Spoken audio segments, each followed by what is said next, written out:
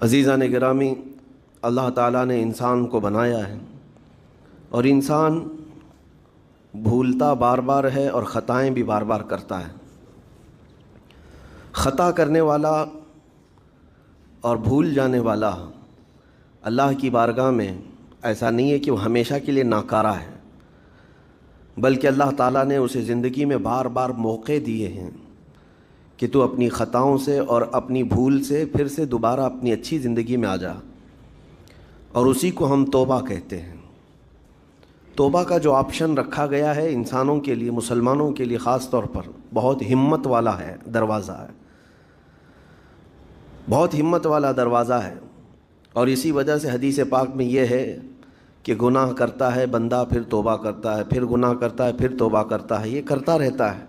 فرشتے اللہ کی بارگاہ میں عرض کرتے ہیں کہ مولا یہ تو بار بار وہی کرتا ہے، پھر توبہ کرتا ہے۔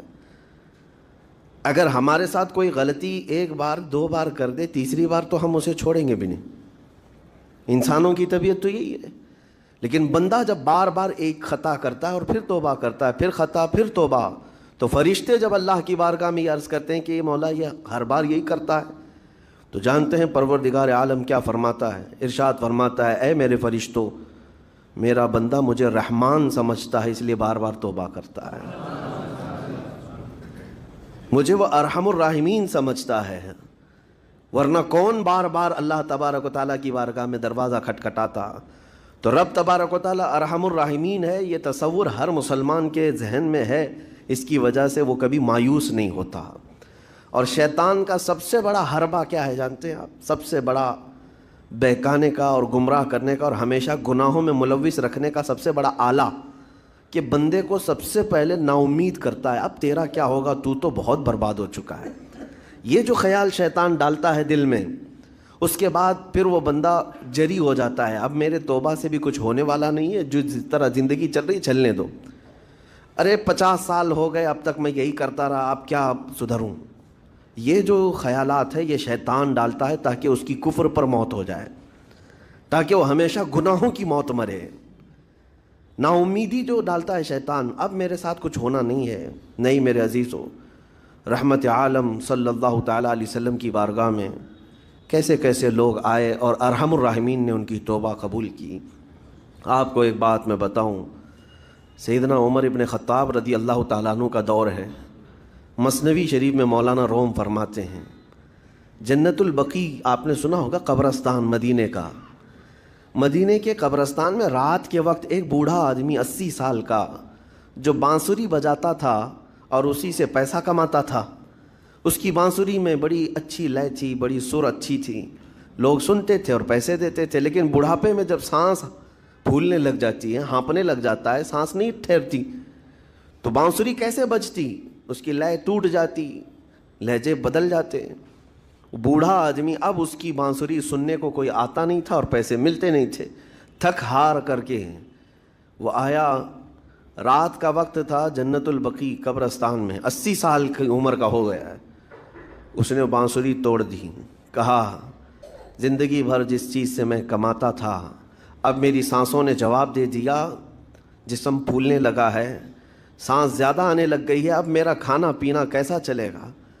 خیر ارحم الراحمین ہوں تو تیرا ہی بندہ، میرے اہل و عیال نہیں، میرے رشتہ دار نہیں، مجھے اگر تو بھوکا مارنا ہے تو اسی قبرستان میں مار دے، یا اگر میری زندگی باقی ہے تو میرے رزق کا انتظام کر دے۔ وہ رو رہا تھا 80 سال کی عمر میں۔ جب بندہ لاچار و مجبور ہوتا ہے تو پروردگار کو ہی یاد کرتا ہے۔ جانتے ہیں عمر ابن خطاب رضی اللہ تعالیٰ عنہ امیر المومنین مسجد نبوی میں تھے اور ان کی آنکھ لگی تھی، خواب میں رسول پاک صلی اللہ تعالیٰ علیہ وسلم تشریف لائے، کہا عمر اللہ کا حکم ہے جنت البقیع میں جاؤ، ایک بھوکا آدمی کھڑا ہے، اپنے گھر سے کھانا لے جاؤ اور اس کی ضرورت کا انتظام کرو۔ نیند کھلی تو آپ نے دیکھا اللہ کے حبیب صلی اللہ علیہ وسلم کی طرف سے حکم آیا اور رب ذوالجلال کا حکم ہے، گھر سے عمدہ کھانا لیا تو شادان لے کر کے کچھ مال و متاع بھی لے کر قبرستان میں گئے، ڈھونڈا کون ہے یہاں پر، تو دیکھا کہ ایک ہانپتا کانپتا ہوا 80 سال کا بوڑھا روتا ہوا نظر آیا۔ امیر المومنین اپنے ہاتھ میں توشادان لے کر اس کے قریب گئے. کہا تو بھوکا ہے؟ کہا ہاں بھوکا ہوں. بیٹھ چل میں تجھے کھلاتا ہوں. دسترخوان بچھا کر اسے اپنے ہاتھوں سے کھلایا اور اسے اپنی ضرورت کے مطابق جو ضروریات تھیں اس کی ضرورت کے مطابق وہ ساری چیزیں دی. وہ بوڑھا پوچھتا ہے آپ کون ہیں؟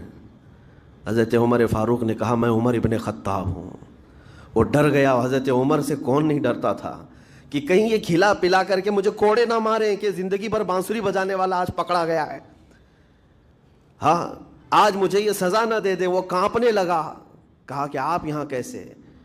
حضرت امیر المومنین کہتے ہیں میں خود نہیں آیا, مجھے اللہ کے رسول نے بھیجا اور رب تبارک و تعالیٰ کا حکم آیا تھا کہ تو بھوکا ہے اور تو نے رزق مانگا ہے اور مجھے تیرے رزق دے کر کے بھیجا گیا ہے. وہ چیخ مار کر کے گر پڑا زمین پر اور رونے لگا, اپنے ہاتھ پھیلا کر. کہا سچ فرمایا مولا تو ارحم الراحمین ہے. 80 سال تجھ سے دور بھاگتا رہا, ایک بار کیا تجھے میں نے پکارا, تو نے وقت کی امیر المومنین کو کھانا دے کر بھیج دیا. اللہ رب العزت کی بارگاہ میں نا امیدی اور مایوسی جو شیطان لاتا ہے اس سے بندے بھٹک جاتے ہیں, بہک جاتے ہیں, انہیں توبہ کی توفیق بھی نہیں ملتی. اسی لیے میرا مولا فرماتا انا عند ظن عبدی بی. رب تعالیٰ فرماتا میرا بندہ میرے بارے میں جیسا گمان کرتا ہے میں اس کے ساتھ ویسا سلوک کرتا ہوں. تم کیا گمان کرتے ہو؟ وہ سخت پکڑ کرے گا, ابھی مار ڈالے گا. وہ غفار ہے, قہار ہے, جبار ہے, لیکن ساتھ میں وہ ستار بھی ہے, وہ رحمان بھی ہے, رحیم بھی ہے. اگر رب تبارک و تعالیٰ ہر چیز پر پکڑ کرتا تو ہمارا تو جینا ہی نہیں تھا. یہاں پر اتنے گناہ ہو چکے. اور وہ رب تعالیٰ فرماتا وسعت رحمتی کل شیء, میری رحمت نے ہر چیز کو گھیر رکھا ہے. اللہ رب العزت بندوں کو معاف کرنے کا اظہار زیادہ فرماتا ہے. اور جانتے ہیں آپ گناہ جب عام ہوتے ہیں, میں آپ کو اپنے گھر کی بات بتا دوں. میرے گھر میں آپ 4 دن کے مہمان بن کر کے آئے ہیں. کبھی میری کھڑکی توڑ رہے ہیں, کبھی دروازہ توڑ رہے ہیں, کبھی ہمارے گھر کے برتن پٹک رہے ہیں, کبھی فرشی اکھاڑ رہے ہیں. کب تک برداشت کروں گا؟ آپ کو نکال کر باہر کر دیں گے. مہمان نہیں, یہ بلا ہو گئی ہے, گھر سارا اجاڑ رہا ہے. ایک چیز پر چھوڑ دیا جائے, 2 چیز پر چھوڑ دیا جائے, یہ انسانوں کی فطرت ہے, انسانوں کی فطرت. لیکن رب کائنات اپنی کائنات میں ہم بندوں کو اتارا ہے, ہم نے کیا نہیں بگاڑا؟ اپنے گناہوں سے اس کی زمین کو لال کر دیا. ہاں اس کی نافرمانی سے ہم نے اس کائنات کے رنگ کو بدل دیا. کھلے عام گناہ, ننگا پن, بے حیائی, عیاشی, سب کچھ ہوتا رہا. اس کی کائنات ہے, اس کی زمین ہے, اس کی سلطنت ہے. اور ان گناہوں کی وجہ سے جانتے ہیں آپ, سمندر اللہ کی بارگاہ میں عرض کرتا ہے کہ مولا تو مجھے اجازت دے دے, میں ایسی طغیانی لاؤں گا کہ یہ سب ہلاک ہو جائیں گے. ہوائیں اللہ سے اجازت مانگتی ہیں, تو مجھے شدت دے دے, میں اتنا تیز اڑاؤں گی کہ ان کے پرخچے اڑ جائیں. لیکن جانتے ہو اللہ کی طرف سے جواب کیا آتا ہے؟ سمندر کو بھی رب تعالیٰ فرماتا ہے, ہواؤں کو بھی کہتا ہے رب تعالیٰ رک جاؤ, میں میرے بندوں کے انتظار میں ہوں, میرے بندوں کی توبہ کے انتظار میں ہوں کہ میرے بندے میرے پاس لوٹ آئیں گے. اسی لیے اللہ کے حبیب صلی اللہ تعالیٰ علیہ وسلم ارشاد فرماتے ہیں اللہ تعالیٰ کو سب سے زیادہ خوشی کس بات کی ہوتی ہے جانتے ہیں؟ رب تعالیٰ اپنے بندوں سے کب خوش ہوتا ہے؟ مثال دے کر کے میرے آقا نے فرمایا, مثال دے کر سمجھایا. صحرا میں, ڈیزرٹ میں ریتیلے میدان ہوتے ہیں, اس کا سفر بڑا ڈینجر ہوتا ہے. آج بھی ڈیزرٹ ہیں بہت سارے, سہارا ڈیزرٹ کا نام سنا ہوگا آپ نے. ہم گئے ہیں 200-250 کلومیٹر تک آپ چلتے رہو گاڑی, نہ ایک درخت نظر آتا ہے, نہ پہاڑ نظر آتا ہے, نہ گھر نظر آتا ہے, کچھ بھی نہیں. اس طرف میدان ریت کا اور آسمان لگا ہوا دکھتا ہے, ادھر بھی آسمان, تنہا ہم اکیلے نظر آتے رہتے ہیں. صحرا کا جو سفر ہوتا ہے بہت کٹھن ہوتا ہے. نبی پاک صلی اللہ تعالیٰ علیہ وسلم مثال دیتے ہوئے ارشاد فرماتے ایک بندہ اپنی اونٹنی لے کر, اس پہ ساز و سامان لے کر کھانے پینے کا صحرا کے سفر پر تھا. اور صحرا میں کھانا پانی بہت مقدار میں لی جاتی ہے کیونکہ کچھ ملتا نہیں, اور جلد سے جلد وہاں سے سفر گزار کر کے آنا. ایک بار اگر راستہ بھٹک گیا موت ہو جاتی ہے, وہاں پہ راستہ ملے گا نہیں. جس طرف بھی جاؤ تو لگے گا سیدھا ہی چل رہا ہوں, ڈائریکشن ہی نہیں پتہ ہوتے صحرا میں.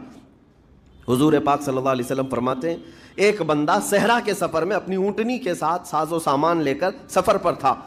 بیچ راستے میں اسے نیند آئی, سویا, سو کر کے اٹھا تو دیکھا اس کی اونٹنی ساز و سامان کے ساتھ غائب ہے، صحرا میں، بیچ صحرا میں۔ اب جو سواری تھی وہ غائب ہے، کھانا پانی تھا وہ غائب ہے، کچھ نہیں ہے ساتھ میں۔ گھبرا گیا، پریشان ہوا، اپنی اونٹنی کو ڈھونڈتا ڈھونڈتا تھک گیا، کبھی ادھر کبھی ادھر، کبھی ادھر کبھی ادھر، ہر جگہ کہیں کوئی نشان نظر نہ آئے۔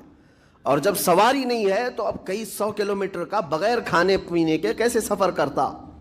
تھک ہار کر کے دوسرا دن ہو کہ تیسرا دن ہو، ایک جگہ وہ بندہ سو گیا، پھر سے سو گیا، اب راستہ بھی نہیں ملتا۔ سویا تو نیند سے اٹھا جب تو دیکھا اس کی اونٹنی بھی موجود ہے، اس کا ساز و سامان بھی ہے۔ یہ مثال ہے، یہ مثال ہے۔ میرے آقا صلی اللہ علیہ وسلم صحابہ سے اب پوچھتے ہیں، اے میرے صحابہ بتاؤ اس بندے کو جو صحرا میں گمشدہ اونٹنی جس کی مل جائے اسے خوشی کتنی ہوگی؟ صحابہ کہتے ہیں یا رسول اللہ اس کی تو جان میں جان آ گئی ہوگی، کیونکہ وہ جانتے تھے صحرا کا سفر کیا ہوتا ہے۔ کہا سب سے زیادہ اسے خوشی ہوگی کہ اس کا کھویا ہوا سامان مل گیا، کھوئی ہوئی سواری مل گئی۔ میرے آقا صلی اللہ علیہ وسلم فرماتے ہیں گمشدہ اونٹنی کے ملنے پر جیسے اس مسافر کو خوشی ہوئی، اس سے کئی زیادہ بڑھ کر کے رب تعالیٰ کو اس وقت خوشی ہوتی ہے جب ایک گنہگار بندہ واپس توبہ کر کے اس کی بارگاہ میں آتا ہے۔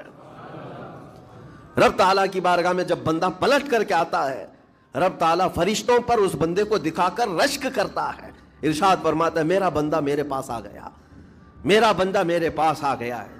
میں نے قرآن پاک کی وہی آیت تلاوت کی ہے جس میں اللہ تعالیٰ فرماتا ہے وَالَّذِينَ إِذَا فَعَلُوا فَاحِشَةً أَوْ ظَلَمُوا أَنفُسَهُمْ ذَكَرُوا اللَّهَ فَاسْتَغْفَرُوا لِذُنُوبِهِمْ۔ یہ چوتھے پارے کی آیت ہے۔ اللہ تعالیٰ فرماتا ہے وہ لوگ جنہوں نے برائی کر لی یا اپنی جان پر ظلم کیا، یعنی گناہ کیا، پھر اللہ کو یاد کر لیا اور توبہ کر لیا، اللہ فرماتا ہے وَمَن يَغْفِرُ الذُّنُوبَ إِلَّا اللَّهُ، تو بتاؤ لوگوں اللہ کے علاوہ کون ہے بخشنے والا؟ لیکن شرط رب تعالیٰ یہ فرماتا وَلَمْ يُصِرُّوا عَلَى مَا فَعَلُوا وَهُمْ يَعْلَمُونَ، لیکن ایک بات ہے کہ وہ جس چیز سے توبہ کر کے آ رہے ہیں اس پر پھر مزید اصرار کر کے جمے نہ رہیں، چھوڑ دیں ایک بار، جان بوجھ کر کے پھر اس چیز پر نہ لگے رہیں۔ یہ آیت کب نازل ہوئی تھی میں آپ کو بتاؤں، دو صحابہ تھے، دونوں گہرے دوست تھے، بہت ہی گہرے دوست، مدینے کے رہنے والے۔ اس میں سے ایک صحابی تجارت کے لیے جا رہے تھے اور ان کے گھر بار میں ان کی بیوی تھی بس، اور کچھ نہیں۔ تو اپنے دوست سے کہا کہ میں جا رہا ہوں، مجھے آنے میں تاخیر ہو سکتی ہے، میرے گھر پر اگر کبھی سودا سلف لانے کی ضرورت پیش آئی تو میری بیوی کو یہ پہنچا دینا ساز و سامان۔ یہ کہہ کر کے وہ تجارت پہ چلے گئے۔ جو دوست صحابی تھے، دیکھیں صحابہ کے بہت سارے کام امت کے لیے درس ہیں، قیامت تک آنے والے مسلمانوں کے لیے وہ مشعل راہ ہیں۔ تو وہ جو دوست صحابی تھے سودا سلف لے کر کے گھر جایا کرتے تھے اپنے دوست کی بیوی کو پہنچانے کے لیے۔ ایک دن ایسا ہوا کہ شیطان نے ورغلایا اور سودا سلف سامان لے کر گھر گئے۔ ان کی خاتون باہر آئی دوست کی، انہوں نے اس